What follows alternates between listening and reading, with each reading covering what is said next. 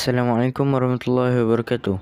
Pada tahun 2000, telah berlaku satu sejarah yang menggemparkan seluruh Malaysia, di mana kem askar telah diceroboh dan sejumlah besar senjata api dilarikan. Apa yang berlaku? Jom kita saksikan. Tragedi Bukit Jenalik, Sauk Perak pada 2 Julai tahun 2000 cukup meninggalkan kesan ke atas pasukan keselamatan negara selepas dikatakan gagal menghidu perancangan sebuah kumpulan yang dikenali sebagai Al-Ma'unah, menceroboh 2 buah kem dan melarikan sejumlah senjata api tanpa disedari.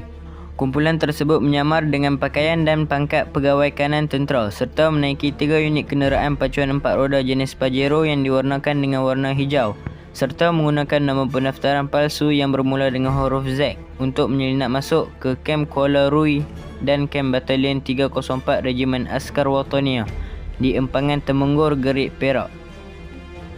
Biarpun sudah 2 dekad berlalu, peristiwa itu masih segar dalam ingatan bekas Panglima Medan Tentera Darat, Lieutenant Jeneral Datuk Seri Zaini Muhammad Said, 74.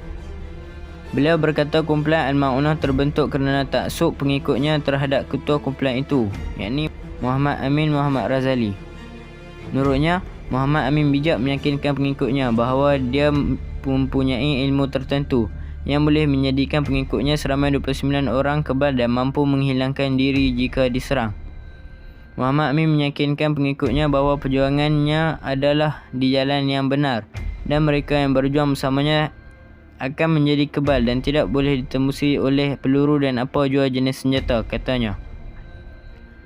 Bayangkan dengan pengaruh mistik yang dibawa olehnya, dia mampu membuat perancangan rapi untuk menceroboh 2 kem tentera yang dikawal ketat. Tapi Muhammad Amin berlakon dan tahu prosedur tentera hingga boleh memperdaya anggota di dalam kem tentera bahawa mereka adalah anggota tentera yang sebenar, telah memaklumkan kepada pengawal yang memerintah di kem tersebut untuk melakukan pemeriksaan mengejut ke atas peluru dan senjata yang disimpan di dalam stor kem itu.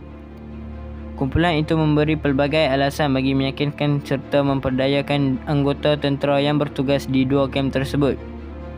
Sebelum kumpulan itu melarikan sebanyak 114 laras senjata api pelbagai jenis bersama lebih 18,000 butir peluru daripada kedua-dua kem tersebut. Zaini berkata pihaknya telah membuat laporan polis dan perkara itu juga telah dimaklumkan kepada Ketua Polis Negara, Tan Sri Norian Mai, pada ketika itu. Saya telah dimaklumkan mengenai perkara itu padanya 8.30 pagi. Pada awalnya, kita tidak mengetahui siapa kumpulan itu serta tempat persembunyian mereka selepas insiden itu, katanya. Zaini berkata dia telah berdoa kepada Allah Subhanahu Wa Taala agar diberikan petunjuk mengenai kumpulan itu. Saya berasa bersyukur pada keesokan harinya. Kita telah menerima laporan berhubung bunyi tembakan yang jarang didengar oleh penduduk kampung di lokasi persembunyian kumpulan yang diketuai oleh Muhammad Amin di Bukit Jenalik, Sauk Perak. Barulah kita tahu rupanya kumpulan itu berniat menggunakan senjata yang dilarikan itu untuk mencetuskan huru-hara dan menggulingkan kerajaan sedia ada, katanya.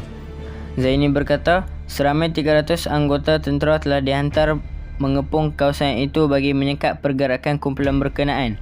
Cara yang terbaik untuk menumpaskan kumpulan itu adalah kepung, serang dan jangan bunuh. Tetapi tawan kumpulan itu hidup-hidup, katanya.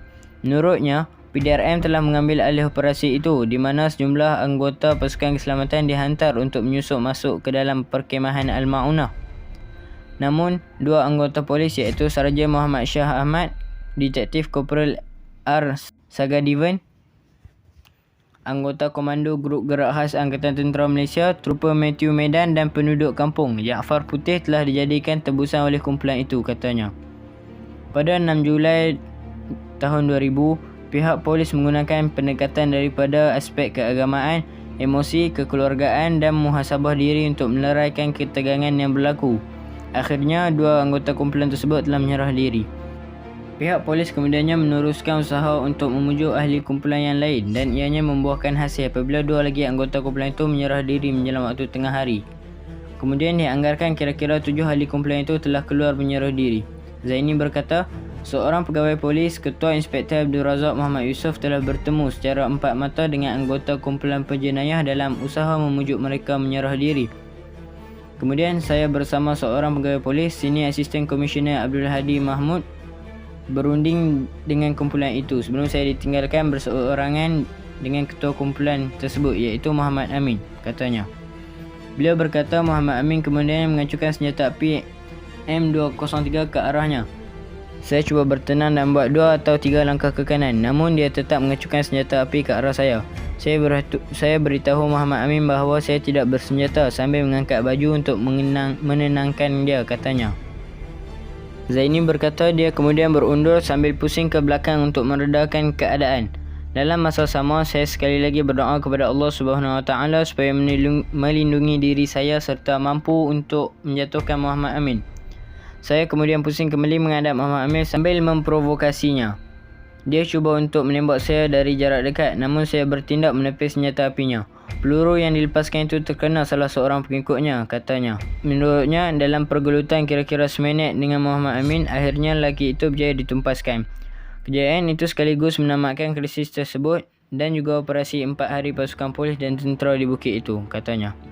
Tragedi hitam itu turut juga mengorbankan 2 anggota keselamatan yang terbabit dalam operasi, iaitu Saga Devon dan Trooper Matthew. Zaini berkata kejadian itu disifatkan peristiwa terbesar di negara ini dan tidak pernah terlintas di fikirannya tragedi seperti itu akan berlaku selepas negara mencapai kemerdekaan. Sekian saja daripada saya. Yang baik jadikan tauladan, yang buruk jadikan sempadan. Wassalamualaikum warahmatullahi wabarakatuh.